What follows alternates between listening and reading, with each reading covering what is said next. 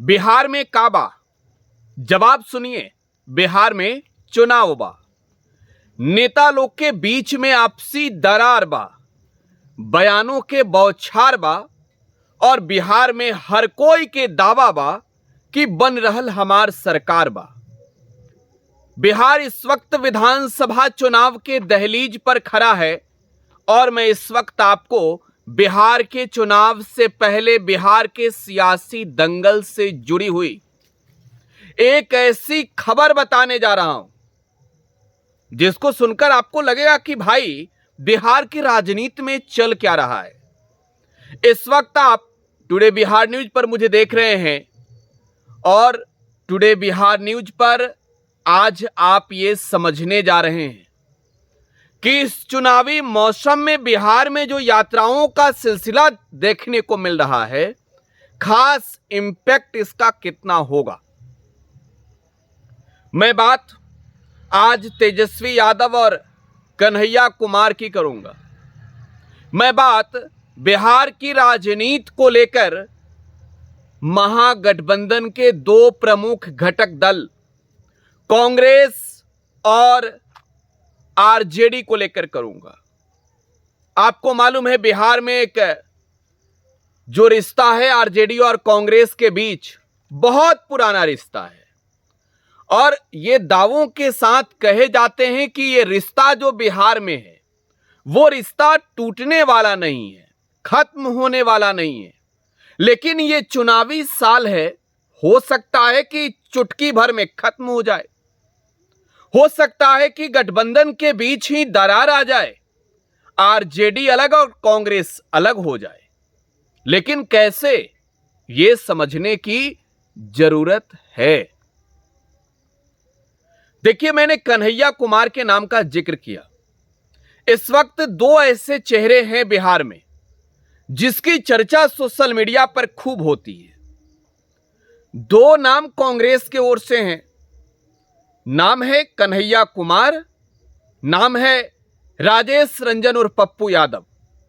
एक तो पार्लियामेंट के मेंबर हैं, पूर्णिया से निर्दलीय जीते हैं, फिर भी समर्थन कांग्रेस को करते हैं। और आपने देखा होगा झारखंड के चुनाव में, दिल्ली के चुनाव में पप्पू यादव स्टार प्रचारक की भूमिका में नजर आए कांग्रेस के लिए। लेकिन एक मजे की बात यह है कि राजेश रंजन और पप्पू यादव जो हैं वो भले ही कांग्रेस के विचारधारा वाली बात करते हों, लेकिन लालू प्रसाद यादव के साथ उनके रिश्ते ठीक नहीं है। और ये कहावत बिहार की राजनीति में हर नेता कहते हैं कि लालू के बिना महागठबंधन में मर्जी, लालू के मर्जी के बिना किसी की नहीं चलती है। लेकिन दूसरा नाम कन्हैया कुमार का है। देखिए, मुझे याद है बेगूसराय का वो लोकसभा चुनाव 2019 का। कन्हैया चुनाव हार गए थे, लेकिन देश भर में चर्चा हुई थी। तेजस्वी ने कन्हैया के वजह से बेगूसराय सीट पर गठबंधन नहीं किया था, तनवीर हसन को चुनावी मैदान में उतार दिया था।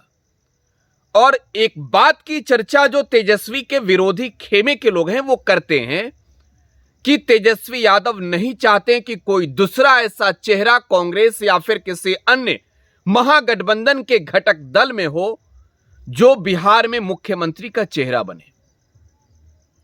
देखिए, ये नेताओं के बयानों में तैरने वाली बातें हैं, लेकिन एक सच्चाई यह भी है कि झारखंड के चुनाव में आरजेडी के लिए पप्पू यादव ने प्रचार किया, तेजस्वी यादव ने कांग्रेस के लिए प्रचार किया। तो रिश्तों की जो दूरियां हैं वो भले बातों से जितनी हो जाए, लेकिन गठबंधन के मर्यादा में अगर आप कहें तो रिश्ते रखने पड़ते हैं। लेकिन इन दिनों कन्हैया कुमार का क्या? कन्हैया कुमार यात्रा पर हैं और ये यात्रा पश्चिमी चंपारण से महात्मा गांधी के कर्म भूमि से शुरू हुई है।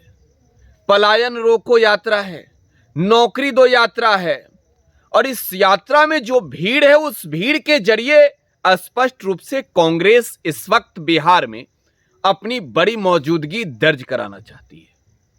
देखिए, बिहार में कांग्रेस के अध्यक्ष अखिलेश सिंह हैं और मैं अखिलेश सिंह की भूमिका पर अगर जाऊं तो 2024 के चुनावी नतीजे ये कहते हैं कि कांग्रेस को काफी ताकतवर बिहार में अखिलेश सिंह ने बना दिया है।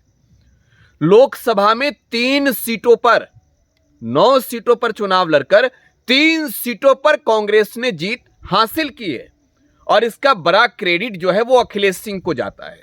अखिलेश सिंह ने बिहार में कांग्रेस के कुनबे को काफी मजबूत किया है और सामने उनके नेतृत्व में जो कांग्रेस नेतृत्व बिहार में कर रहे हैं, वो विधानसभा का चुनाव लड़ने को भी तैयार हैं। उन्होंने मतलब ये कि उनकी पार्टी चुनाव लड़ने को तैयार है।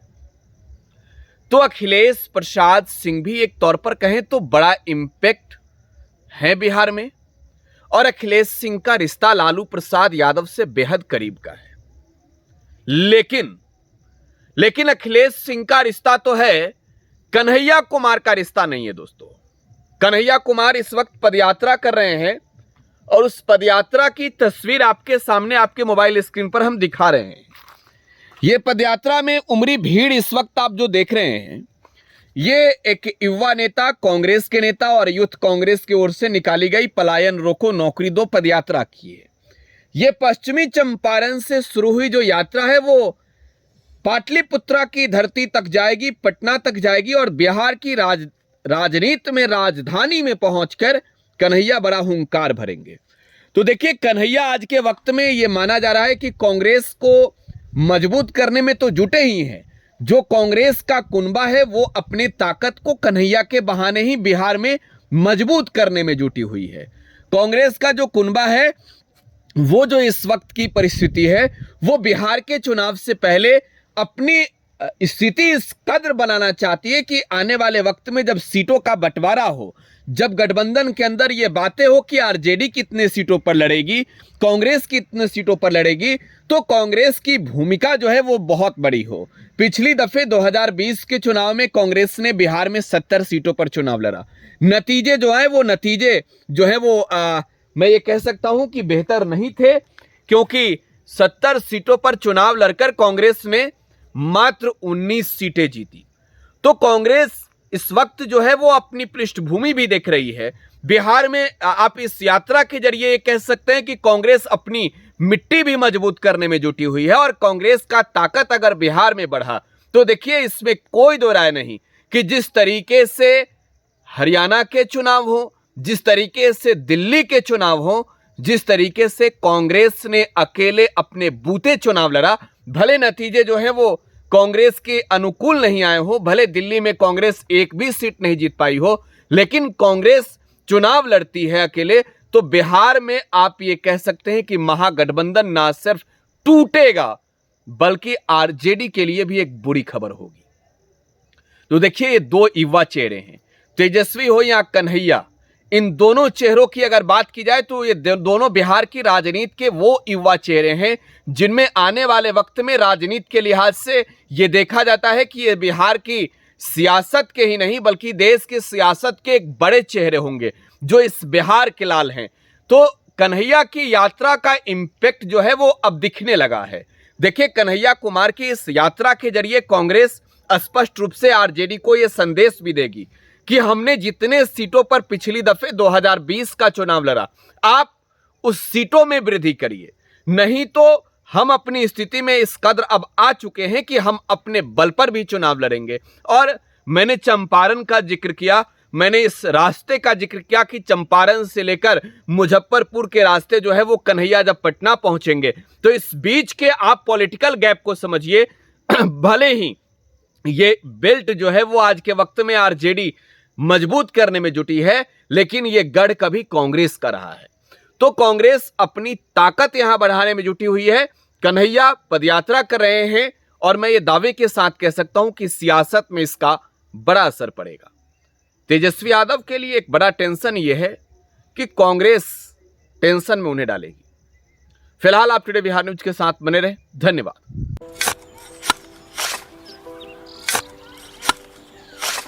नई का साल मुबारक हो चाचा। हाँ, मुबारक।